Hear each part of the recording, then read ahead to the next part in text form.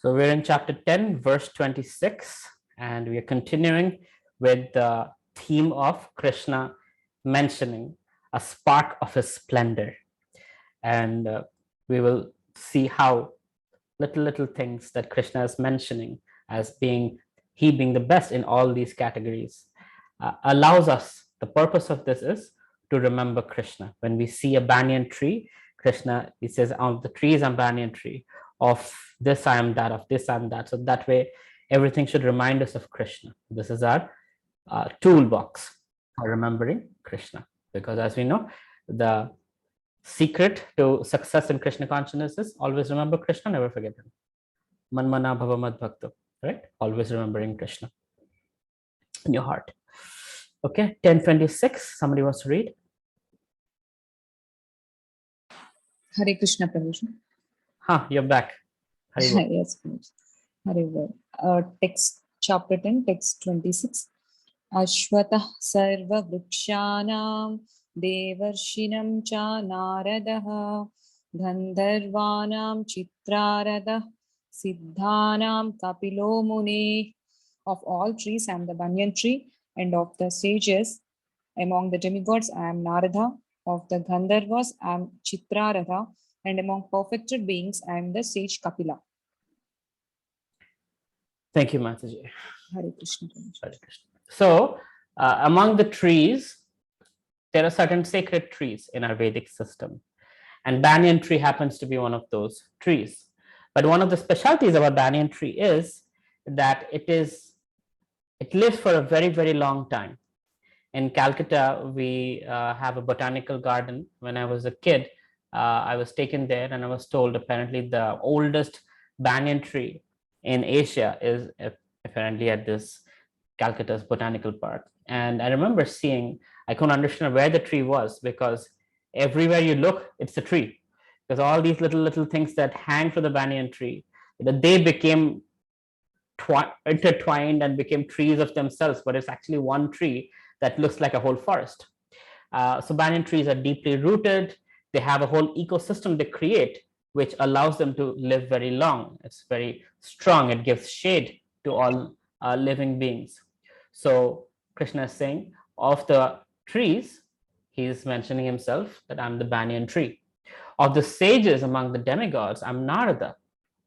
So the sages, there are many sages, but Narada is that sage who has complete access to being wherever he wants. He can be in planet Earth, he can be in the hellish planets, he can be in the upper planets, he can be even in Goloka and Vaikuntha. He has access to practically anywhere. Why so? It is said Narada is as free as Krishna because he's that much surrendered to Krishna. To the degree we surrender, Krishna says, remember, ye yatha mam prapadyante tam sataiva bhajami aham. So to the degree we surrender, to that degree, we are as free as Krishna, as we get the mercy. So Narad Muni is Narad Muni is the greatest of sages, and he's extremely surrendered. He's always chanting Krishna's holy name, Naran, Naran, right? That's how we know him. Of course, the TV series, they make him look comical. There is nothing like that. He's extremely well respected. Everywhere he goes, even demons respect him. That's why Kamsa, when Narad Muni came to expedite the process, he tried to confuse Kamsa. And Kamsa got confused because Narad Muni is like, well, they said 8th child of Devaki. What if the demigods are counting from backside? So you can't take a risk of just killing the 8th child. You should be careful from which side they're counting. So Kamsa decided, I'll just kill all of them. Narad Muni wanted to expedite the process so that Kamsa's papa, his negative karma adds up and he can be killed soon. Anyway, point is, Narad Muni is well respected amongst all beings and he's greatest among sages. And we are very fortunate. We have a relationship with Narad Muni. Anybody knows how? Guru Sishya Parampara. Yeah. Yes, he's part of our disciplic succession. So in the Brahma Madhava Gauriya Sampradaya that we belong to, Narad Muni is the second in line. So there's Lord Brahma and then Narad Muni.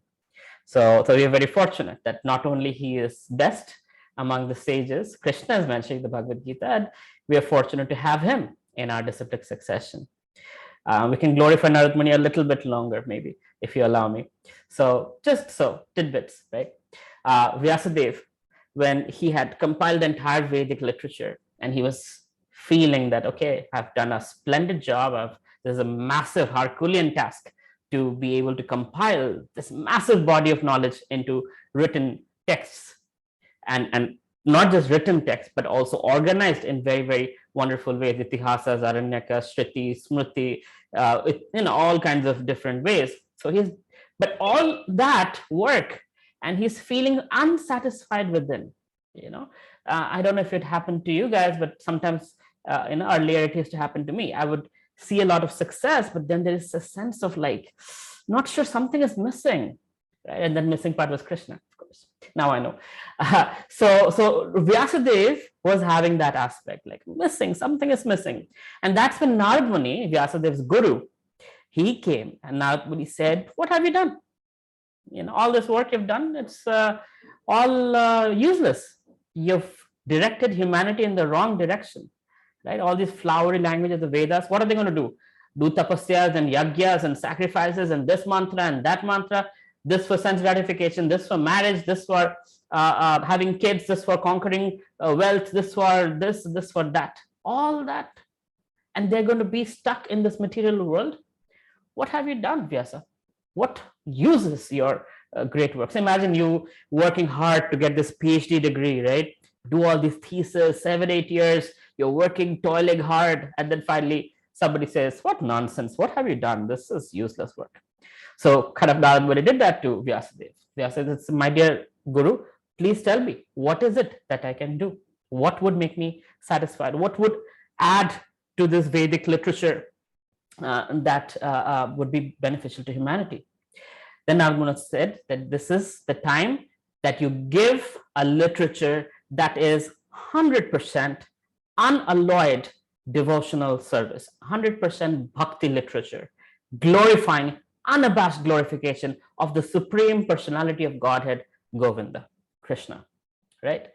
And Vyasadeva said, very well. And he started the Srimad Bhagavatam, right?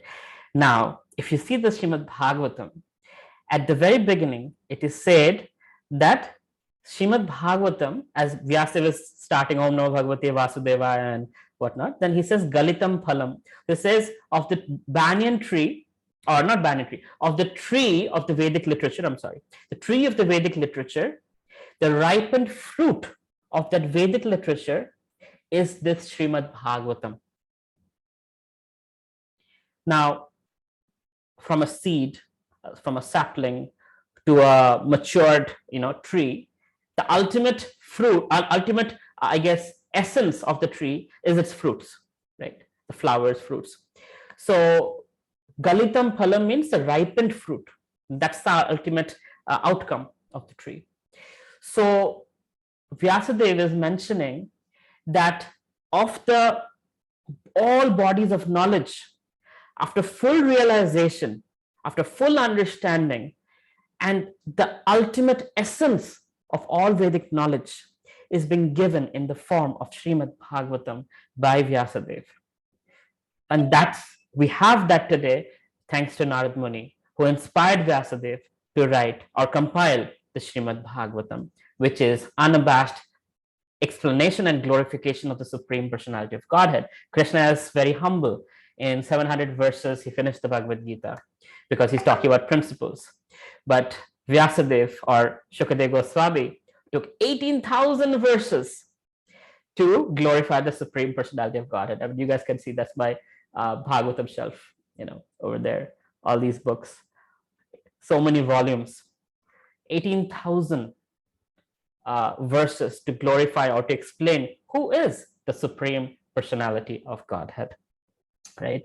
So Narad Muni has many, many glories, of course, but I thought this is one aspect we should know, that we know about the Supreme Personality of Godhead because of Srimad Bhagavatam, and that was inspired by Narad Muni to Vyasadeva.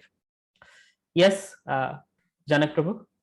Hare Krishna. So just because you brought the Narad Muni point and the expediting Kansa's karma, bad karma, by probably indirectly encouraging him to kill all eight. So similar incident. I mean, so basically, we understand or we believe Narad Muni had higher knowledge about the past karmas of those children also, right? Those eight boys. But it prima facie sounds so merciless to actually encourage the killing of young children. And similar doubt I have when in the episode of Ganga, when Ganga Nadi is supposed to drown her. So I know she knows the higher path, but from a It's lower, not about higher path.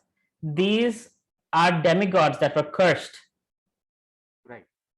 Yeah, So Ganga's case also that happened, right? yeah, but So all of them went back except for Bhishma Dev, who later on. Anyway, so here also the seven or six children, seventh was Durga Devi herself, but the six of these, I don't remember the story exactly, but they were also somehow cursed, and they were supposed to be perfected and go back to Godhead, but somehow because of some mistake they couldn't. So this was their way of liberating them.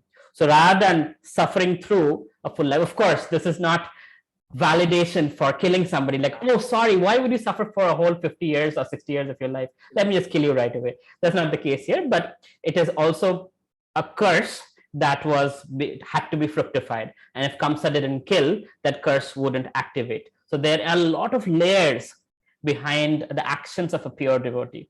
So that is why it is said, don't try to understand a pure devotee, because from our vantage point we see the upper layer at most, but there are many aspects behind it for which a pure devotee does something. So yeah, it might seem like, whoa, he's encouraging Kamsa to kill babies, but there is something more to it than that. I wish I could explain to you the whole story, but that's for another day. Is that okay, Janak Prabhu? Yes, Prabhu. Thanks a lot. Okay. All right, let's see.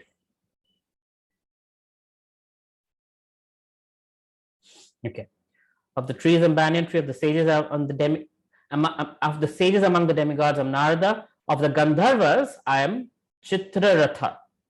And among perfected beings, I am sage Kapila. So Gandharvas are personalities who are very gifted at singing. Of the demigod level in their society, Gandharvas are supposed to be very, very good looking men who are extremely good at singing and I think dancing also. They are the Bollywood stars of the demigods in one sense. And of them, a very powerful Gandharva challenged Arjuna, right? Now, Gandharvas are, in one sense, immortal, in the demigod time zone, and Arjun is immortal like us. But still, Arjun defeated this particular Gandharva, and then they became friends. They decided to become friends. But nevertheless, of the Gandharvas, Chitraratha was one of the most powerful or the most powerful of them. So Krishna is saying, in the category of Gandharvas, I am Chitraratha. And among the perfected beings, I am Kapila. So there are two Kapilas that is in our tradition. One Kapila is the atheist Kapila that talks about materialistic knowledge. And the other Kapila is the Supreme Personality of Godhead's incarnation, Kapil Muni, son of Devahuti, where if you see, Srila Prabhupada has a book called Teachings of Kapila from Srimad Bhagavatam. So he is actually imparting knowledge to his mother Devahuti, who recognizes him to be the personality of Godhead, and his teachings are unbelievably beautiful. So it is being referred to that Kapila. So Krishna is saying, among perfected beings, I am the sage Kapila.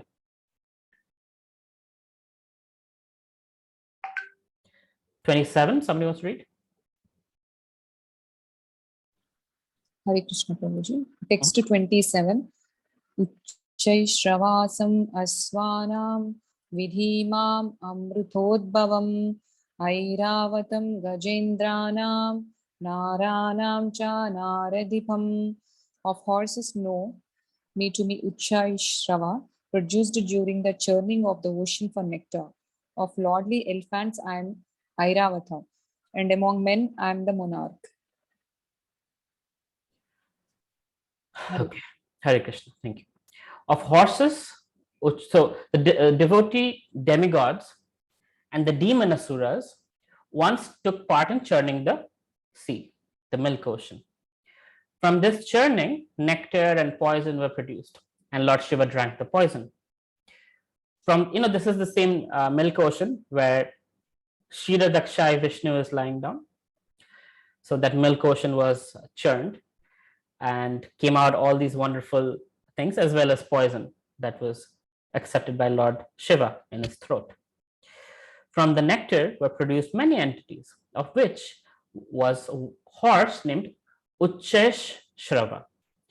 Another animal produced from the nectar was an elephant named Airavata. So Airavata is the, not pet, he is the carrier of Indra. Because these two animals were produced from the nectar, they have special significance and they're representatives of Krishna. So Airavata, if you see, he has multiple trunks, and this horse also has multiple heads, apparently, and these are special beings, and again, of the category, they are the best, and hence they represent Krishna. Among the human beings, the king is a representative of Krishna, because Krishna is a maintainer of the universe, and the king who are appointed on account of their godly qualifications are maintainers of their kingdoms. Kings like Maharaj Yudhishthir, Maharaj Parikshit, and Lord Ram were all highly righteous kings who always thought of the citizens' welfare. In Vedic literature, the king is considered to be the representative of God. In this age, however, with the corruption of the principles of religion, monarchy decayed and is now finally abolished.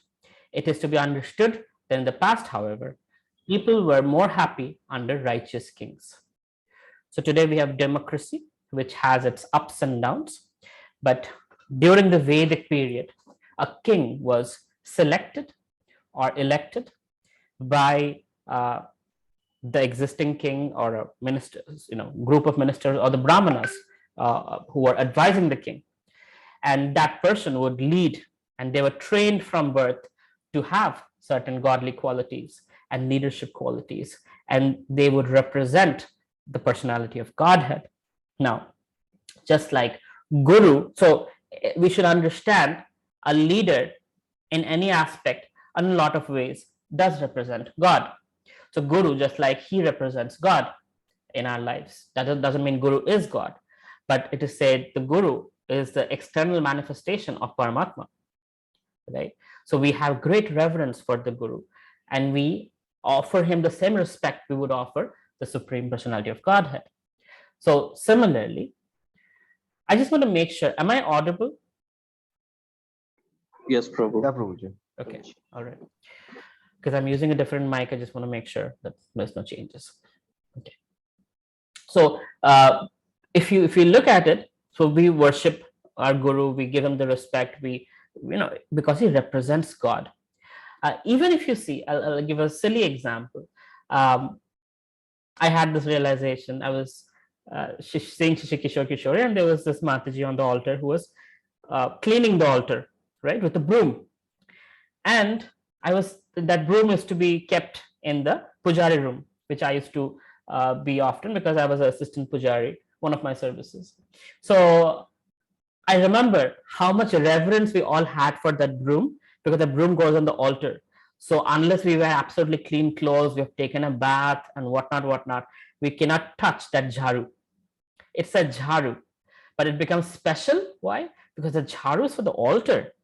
The jharu is going on the altar, and it is cleaning the altar where the Supreme Personality of Godhead, Krishna, is there, right? So a guru is a human being, but because he represents Krishna, he is given the same respect as one would give the Supreme Personality of God. Just like an ambassador representing a certain country is given the same respect that the president of that country is given, because he represents that country. And if one insults the ambassador, that could be considered an act of war, right? If somebody decides to kidnap an ambassador of a country, that could be considered, not could be, that would be considered an act of war, because that ambassador represents the country. Although he's not the country, he's just a human being, but because he's in that position.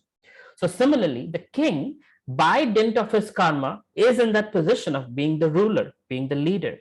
And such a king is representing God, no matter how crooked that person is, but somehow or other that is given. In fact, Rupa Goswami and Sanatan Goswami, Lord Chaitanya's foremost disciples, they were forced to work for Nawab Hussain Shah, because Nawab Hussain Shah gave them two options: either work for me or I'll kill all the Brahmanas and Vaishnavas in your area. And Rupa Goswami and Sanatan Goswami became Muslims, and they had to work under this cruel king who at that time ruled almost 2/3 of India. Now, at one point, Rupa and Sanatan told Lord Chaitanya, can't do this anymore. Please allow us to come back and serve you. Can't serve under this horrible, horrible king. Lord Chaitanya said, this time, this time. And finally, there was time. And eventually, these two devotees, these two brothers, decided we're not working for the king anymore. So they stopped going to the king's court. And the king was running the whole kingdom because of these two personalities, was so educated, so erudite, so perfect in their management that the king didn't have to worry about the whole kingdom. He would just go conquer and kill and rape and plunder, because he was expanding his kingdom, because Rupa and Sanatan Goswami are maintaining the existing kingdom, such perfection, with so much perfection. So the king asked, where is Rupa, Sanatan? And turns out they're not coming. So they sent a message to the king that we are sick. And then, the king decided to send the best doctor he had. And the doctor came back saying, I didn't see any sickness. They're fine. And then finally, one day they were having Bhagavad Katha, having Bhagavatam discussion, and the king personally came, Nawab Hussain Shah, to see what happened to Rupa and Sanatan, his, two best ministers who are supposed to be leading the whole kingdom. And it is described that when the king came in, Nawab Hussain Shah, the crook, when he came in, Rupa and Sanatan both offered their obeisances, and is described this is why, because although he's a crook, but just by being the king, he represents the personality of Godhead, because that position represents the personality of Godhead as given in Bhagavad Gita. So to honor that, these two pure devotees were offering respects to the king. And long story short, they got captured, they bribed their way out, and they went to Vrindavan, and that's it. We have all the wonderful knowledge that we have today, thanks to Rupa and Sanatan Goswami. So when we go to Vrindavan, I'll take you to the Samadhi. You'll see, and we can offer our thanks and gratitude and respect to these personalities who gave us Krishna consciousness. Because Lord Chaitanya didn't write down anything. He instructed Rupa and Sanatan Goswami to write down the Vaishnava philosophy so that we could understand all these scriptures much better from the Vaishnava angle. Anyway, so explaining that, the king's position, Krishna is saying that of all the men, I'm the monarch, right? Okay. Next verse. Somebody can read. Text 28. Ayudhanam aham vajram denunam asmi kamadhu prajanas chasmi kandarpa sarpanam asmi vasuki. Of weapons I am the thunderbolt, among cows I am the surabhi, of causes for procreation I am Kandarpa, the god of love, and of serpents I am Vasuki. Hare Krishna. Hare Krishna. So weapons, I'm the thunderbolt. So whose weapon is thunderbolt? Anybody knows? Lord Indra. Indra's weapon is thunderbolt. So it's a very, very powerful weapon. So of all the weapons, Krishna is saying, I am the thunderbolt. And then he describes of the cows, he is Surabhi. Anybody remembers the context of Surabhi cow? What is specially mentioned about Surabhi cow? Hare Krishna, Prabhu. Hare Krishna. Oh, sorry. I had Kamadeno in mind, so I might be wrong. Yeah. So Indra, when he screwed up badly, was it Indra or was it Brahma? It was Brahma. But Lord Brahma, he... Can anybody remember? Who was it who came with Surabhi cow to meet Krishna? Was it Indra or Brahma? I think recently I watched an episode proving that it was the Indra episode after the whole Govardhan Leela. So Surbhi cow actually requested Lord Krishna to be there, to be crowned as the king Okay. of cows. Yeah. Okay. So I can't recall, I'm sorry. But basically, if I remember correctly, it was Lord Brahma, because what Indra did, he brought in Airavata, and with the 5 trunks, he did the complete Abhishek of Lord Krishna.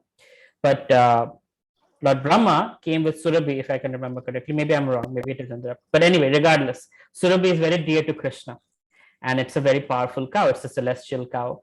And so to please Krishna, because they both committed offenses, Brahma did the offense of taking all the kids to Brahmaloka just to test if Krishna has magical powers, if this is really the personality of Godhead. And Indra, on the other hand, he, uh, tried to kill all the Vrajavasis by flooding Vrindavan and throwing his thunderbolt and all the, massive clouds that are meant for destroying the universe. He sent into Vrindavan to destroy Vrindavan.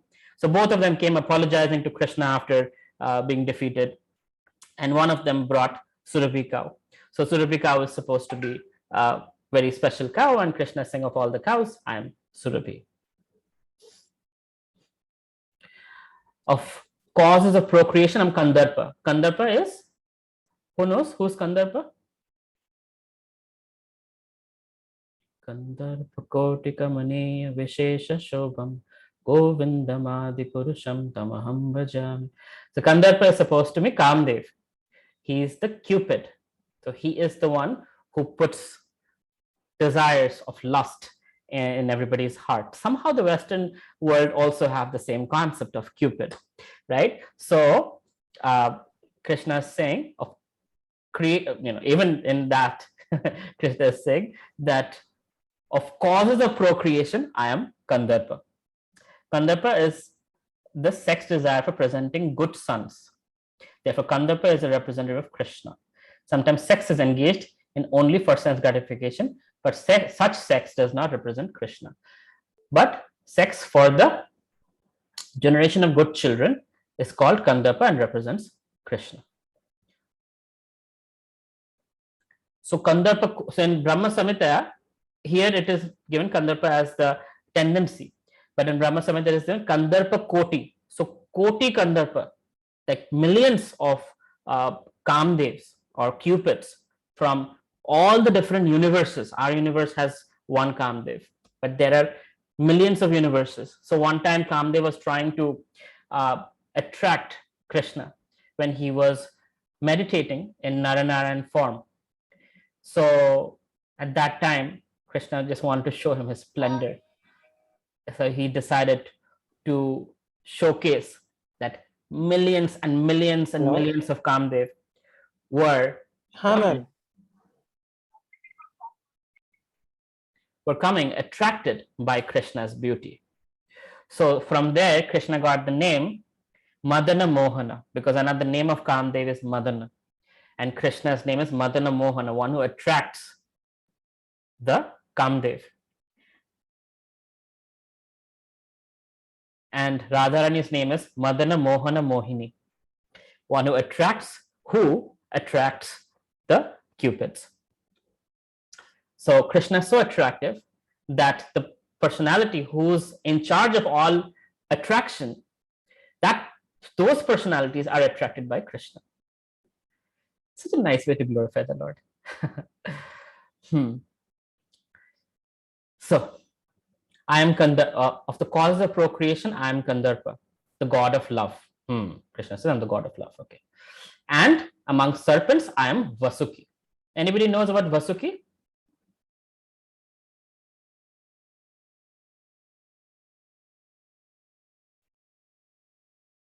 Vasuki was the snake that was used as a rope when the milk ocean was being churned. Right? It was Mount Meru. There was Kurma Avatar, on whose back, I think it was Mount Meru that was brought in, and Vasuki was the rope, and on one side there were the demigods, and one side there were the demons, and they were pulling back and forth like tug of war. And that's how this thing was churning the milk ocean. The Mount Meru was being turned around on top of Kurmavatar. Kurmavatar felt like they're scratching on his back, but it is actually a very tough thing to do because they couldn't find anybody who can take the weight of Mount Meru, because Krishna says, of all the mountains, I am Meru. We read that in 25 or 26, right? So that Mount Meru on top of Kurmavatar, which is also Lord Narayan, Lord Vishnu, right? So Kurmavatar on that Mount Meru, and Vashuku is the rope. And so the demigods wanted to be there. They had an argument with the demigods and demons. So they were like, okay, who wants to be on the tail side? Who wants to be on the head side? So finally, the demons were like, we want to be on the head side. Why should we take the tail? Fine, take the head. So Vasuki, when he breathes out, he breathes out fire. So the demigods were on the tail side, so they didn't get the heat, and the demons were getting the heat because Vasuki was breathing out fire. So that sometimes happens, right? When people have demonic mentality, they think, I got the better deal, but eventually they are defeated. So I don't know why I'm just telling you all these unnecessary details. They're not related to Bhagavad Gita, but these personalities, these names, they might not mean anything to you. So I'm just trying to give you some context. Is this helpful, or should I just move on with these verses and not get into so much details about each? Prabhuji, it is really helpful. Okay. Yeah, some introduction of these, then it makes sense what Krishna is talking about. Why Krishna is, they are representing Krishna, right? Should always know. Okay. So then he says, Asha, Mataji, go ahead. 29. Yeah, Hare Krishna. Text 29. Anantas chasmi naghanam varuno yadasam aham pitnam aryama chasmi yamah samyamatmam aham. Of the many hooded nagas, I am Ananta, and among the aquatics, I am the demigod Varuna.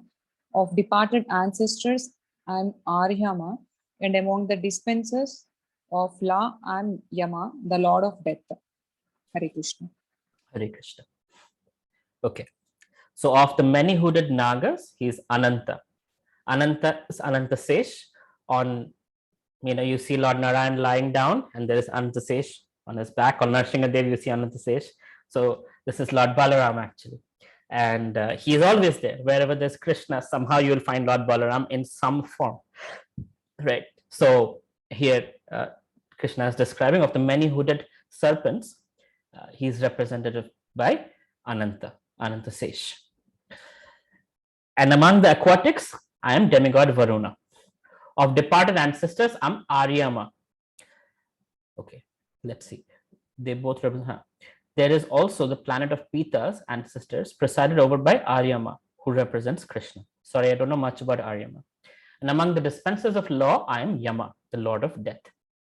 So Yama or Yamaraj is supposed to be the person in charge of the hellish regions, right? People do some terrible things, they have to face Yamdev, Yamaraj, face to face. And he has his Chitragupta, who's constantly taking notes for everybody's activities. And based on their karma, they're dispensed to the kind of punishment and the hellish region that they would go to. Now, Yamaraj, personally speaking, I'm going to give him a little introduction so we know. Because we hear about Yamaraj and this, that, but he is actually a devotee. He is a great devotee of Krishna. He is a pure devotee of Krishna, in fact. And I think he's one of the Mahajanas as well. There are 12 Mahajanas described. The Bhishma Dev is one of them. I think Yamaraj is one of them. Janak Maharaj, Sita Devi's father, is one of them. So Yamaraj is a very special personality. And in this universe, of all the executors of law enforcement, Yamaraj is the most powerful person in terms of law enforcement, right? Just like there are police, there is the commissioner of police. So Yamaraj is the commissioner of police, and he has all these Yamadutas who go and bring these miscreants to Yamaraj for his justice. So he is the chief justice and the commissioner of police for this universe, and he represents Krishna in that way. That of the law enforcers, Yamaraj and Shanidev are the same? No, they're not the same. Shanidev is different, Saturn, and Yamaraj is different. Yamaraj is residing in the lower planetary system, and he has his own planetary system, in fact, and he's dispensing justice to those who have done terrible things. Now, here is a good news I'm going to give you. Those of us who are wearing this, this Tulsi Mala, for them, the Yamadutas do not have any access. We have some time. We do have time. Anybody doesn't know about the story of Ajamila? Prabhuji, please share. It was a really amazing story. Okay. All right. I'll share the story of Ajamila. So we'll have clarity on Yamaraj and Yamadutas and whatnot. So Ajamila was born in a very nice Brahmin family, but due to some bad association, he was attracted to a certain prostitute, and he left his own wife and children and decided to move in with the prostitute, eventually have children with the prostitute, and the prostitute was very demanding. So he ended up becoming a robber, a thief.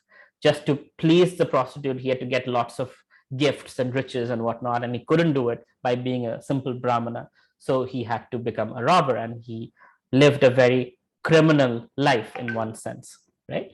So he was not your ideal 16-round chanting devotee. He was quite the opposite. Now,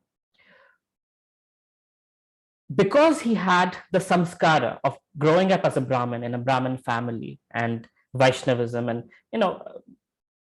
theistic culture, his last child that he had multiple children, and his last child he had at the age of 80. Imagine. So that child, he named him Narayana. And he used to love that child. Always he would be like, Narayan, come here. Narayan, eat this. Narayan, take a look at this. Narayan, Narayan, Narayan, Narayan. So he's chanting the holy name as he named his son Narayan. So he was always going Narayan, Narayan, Narayan. Now, when death came, the death messengers came. At that time, Ajamila was super scared because he knew who these people are. Copper-colored hair, big teeth, ugly looking. There's a donkey chariot that they bring in. Chariot drawn by donkeys. Not a chariot, it's like a thela-like thing, which is drawn by donkeys. And that's how the subtle body is brought to Yamaloka, where Yamraj dispenses justice. So in this case, the Yamadutas, they were like, haha, you have done all these terrible things. And they were describing, because when they take you, they talk about the terrible things you have done. And then they were about to yank his subtle body out of his gross body. For those of you who don't understand what that means we have our body, this thing that you can touch, that is made up of earth, water, fire, air, ether. It's called the gross body, within which there is a subtle body, which is mind, intelligence, and ego, which encapsulates the soul. The soul is living in the mind, intelligence, ego, and that is residing in this body. So when the death happens, the body is no more usable. That subtle body leaves to the next destination. And there are two options, Yamadutas or Vishnudutas, right? So in this case, in Ajamila's case, the Yamadutas came. And they were like, haha, we're going to take you, we're going to do Lord Yama, and we're going to have him send you to whatever. So they were scaring him, and he was super scared. He's like, oh God, these Yamadutas, they're going to punish me for all the bad things I've done. So he screamed out on the top of his voice with utmost eagerness, Narayan, please save me. He screamed out, Narayan, please save me. And Lord Narayan and Vaikuntha immediately told his Vishnudutas, go immediately, somebody's calling my name. Go save him. And the Vishnudutas were like, my lord, that they're referring to his 8-year-old son, not you. He's like, doesn't matter. He said my name. That's it. He said Narayan at the time of death, and Ante Narayana Smriti. So go right now and protect him. That's how Lord Narayan is. Like immediately the Vishnudutas appeared like that. And the Yamadutas were like, no, these are like loafers, right? And Vishnudutas are super beautiful, extremely ornate with golden helmet and golden amulets and, Shankha Chakra Gada Padma, holding four-armed form, blue in complexion. And nobody has ever seen, this Yamaduta, like, who are these people? It's like, we are Vishnudutas. And if you see, there's a beautiful picture where they put in their weapon and they say, you have no jurisdiction on this person because he chanted the name of Lord Narayan. So we are here to take him back to Vaikuntha. And the Yamas are like, are you nuts? This guy has done everything from robbery, stealing, he's married a prostitute, left his own wife and children. Like, how can you even think of him going to Vaikuntha, of all places? This guy is a criminal. And these Vishnudutas were like, nope, we have, we can't let you take him. We have to take him. That's the Lord's instruction. Supreme Lord has instructed. And there was back and forth going on. And Ajamila was lying in bed looking like this. They're talking, they're deciding his life, right? And finally, Yamaraj came to the scene. And he came and he paid his obeisances to the Vishnuduta and said, my dear Vishnudutas, very, very sorry. Sorry, my men are not very educated. They don't understand that anybody chants the name of the Lord or wears tulsi mala or has tilak or any form of tulsi on their body. The face of dead bodies, we put tulsi on the eyes and whatnot. Like, our Yamadutas have no jurisdiction on such personalities. And my guys are not very educated, so I offer my most humble apologies. Very, very sorry. Please forgive me. I'll take my men and leave. And he told the Yamadutas, warned them, like, you guys should know your rules, right? And they went away from there. And the Vishnudutas allowed Ajamila to live a little longer, do some pious activities, and burn his bad karma, and then at the time of death, brought him back to Godhead. So again, just to understand who is Yamaraj and who are the people who go to a Yamaraj, but for us, we are protected from going to Yamaraj because we have been made fortunate somehow by Srila Prabhupada. So we are in Krishna consciousness. So those who are Vaishnavas, they are not touched by Yamadutas. Now, that doesn't mean one will go back to Godhead immediately. It might mean that you might take birth. If one doesn't take it seriously, it might be take another birth as a goat, as a dog, as a human, as a bear, as a whatever, but somehow or other, because the seed of Krishna consciousness is there, will keep coming back and will make it back to Godhead in this lifetime or 100 lifetimes later, but we will make it. That is there. Krishna says in chapter 2, text 40, Krishna describes that Swalpam apiyasya dharma satrayatu mahate bharat, that even a little bit of movement in this direction of spirituality and you're freed from the highest fear. The highest fear is meeting Yamaraj, because once you meet Yamaraj, the punishment is awaiting. So we don't have to meet Yamaraj. But if we don't take Krishna consciousness seriously either, we're not meeting Krishna either. So na ghar ka na ghat ka. Better to focus on our relationship with Krishna and see Krishna and the Yamadutas, Vishnudutas at the time of death. Sorry. Okay, any questions? Any way I've confused you guys? Anything you want to ask or share? Hare Krishna, Prabhuji. Hare Krishna. I just want to say, I don't want to ask anything. I just want to share my views on some of the things. I really like when Ragini Mataji comes and she speaks. Like, I even do not understand, but the way she recites all the verses, they are so beautiful. Thank you, Ragini Mataji. And Janak Prabhu asked so many questions. So it shows the intention, how deeply he listens to the things, because while listening, sometimes we look here and there and we listen to the people who around us. So sometimes we are not very, our concentration is not much into the class, but the questions he asks, it immediately strikes me, ki, array, somebody is listening so carefully that how this type of question is coming. So thank you again for that. And for you, I would not thank you because the classes are too good.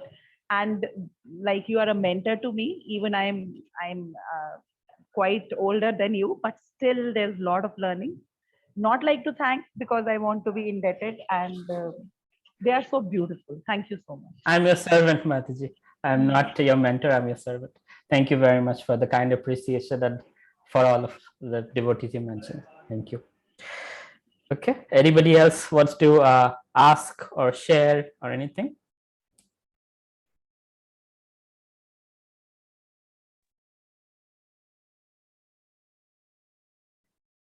Shupradeep. Okay. All right. Okay. We'll move on then. Next verse.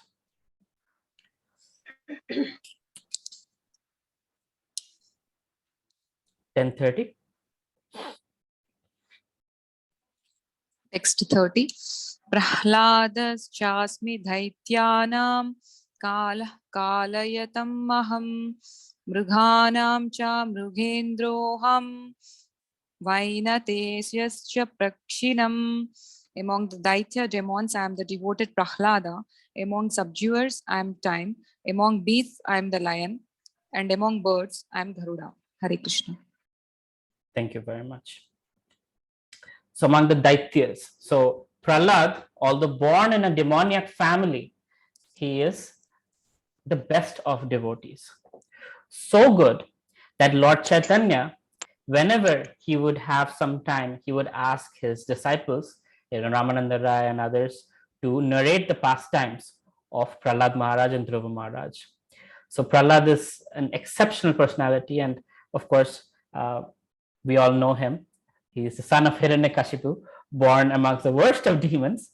But at the same time, because of Narad Muni, again Narad Muni comes into picture. When Prahlad's mother was pregnant with him, Narad Muni happened to be there, and he narrated the Bhagavatam.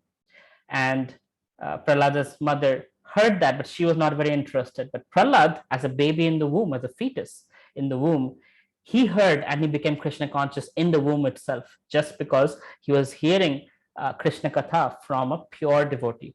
At that time, Hiranyakashipu was doing this 10,000-year tapasya, trying to get this Vardhan so that he can be immortal.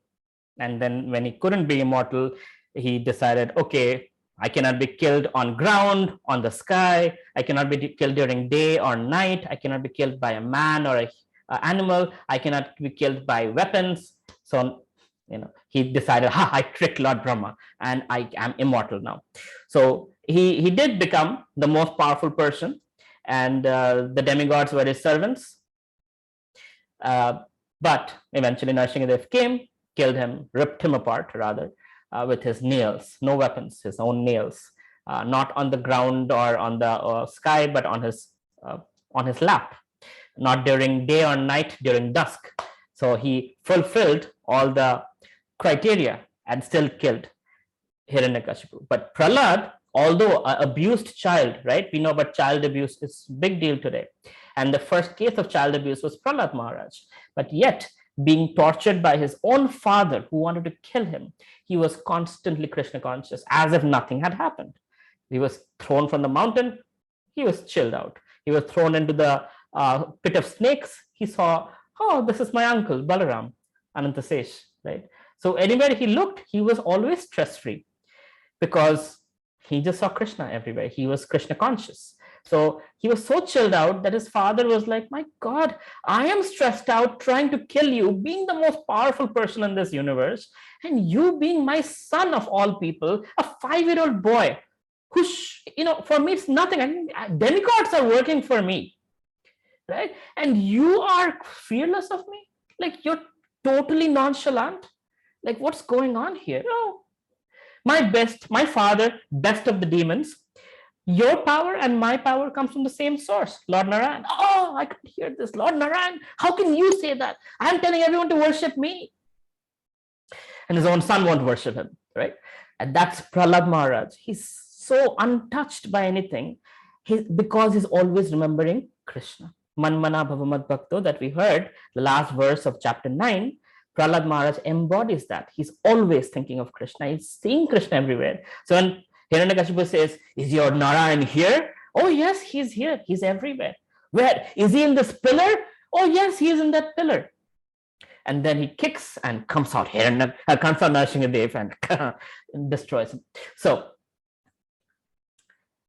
Prahlad Maharaj is extremely special because he represents, of the 9 processes of bhakti, he represents the smaranam or remembrance process, because he was always in perfect remembrance of the Supreme Personality of Godhead, which made him fearless.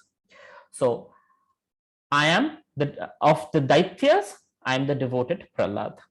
Among subduers, I am time. Now, subduers, what does that mean? To subjugate someone.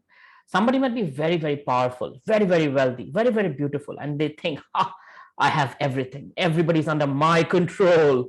But then they get subjugated by time, because Krishna says, time I am, destroyer of everything, right? So Kalos me, he says. So here also he says, of all the subduers, I am time. Because somebody is super powerful and showing off and doing all the terrible things, being unjust, give it time. They shall also fall, right? Somebody is difficult, struggling and whatnot, give it time. They shall also rise. So rising and falling like the high tide and the low tide, like changing of seasons, as Krishna says in chapter 2, text 14, that matra sparshastu konteya shita ushna sukha dukkha.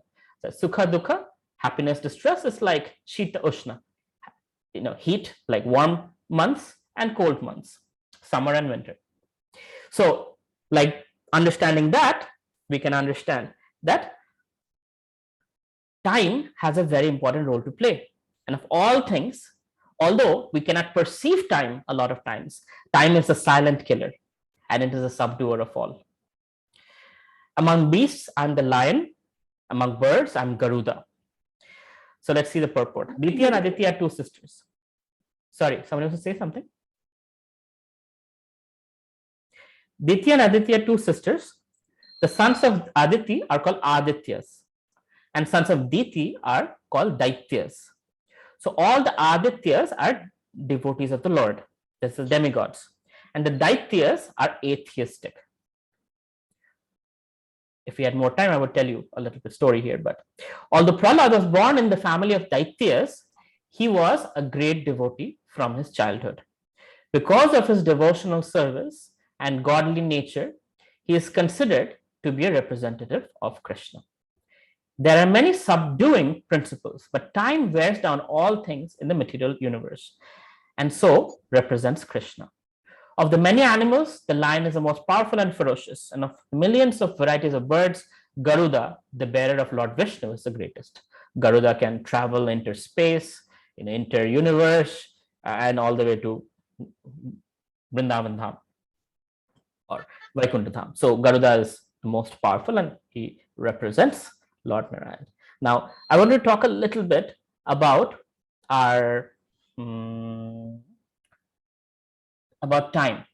So if you see, at least I have seen those who have trained me, especially my guru, my spiritual master, His Holiness Ramapad Swami Maharaj, time is something that he uses to the utmost degree. I mean, he has this realization of this energy of Krishna being time. Time is Krishna's energy. And Prabhupada also, very much so. Time is Krishna's energy. And they were so careful of that, that time could not affect them. Like Srila Prabhupada, although 70 plus years old, he was going around the world spreading ISKCON, right? Spreading the Hare Krishna movement. 14 times he went around the globe. Prabhupada's disciples who would be with him, who are in their 20s, they would be impacted by jet lag. For those of you who have traveled across the ocean, understand. So jet lag basically means when you come from another time zone where it is night and your day here, your brain is still working in that time zone. And so although it is day here, when it's nighttime there, you're feeling super sleepy and you can't even keep your eyes open. Like at least coming from US to India, it took me every time 10 to 11 days just to get over jet lag, right? Because as many time zones, that many days you need to get over jet lag. Srila Prabhupada, whatever country he would go to, being at that age, he would get up 4 o'clock, in the morning, Mangalarati and whatnot, go about his day. Everything was perfectly on schedule. No jet lag would impact him. My spiritual master, time, oh my God.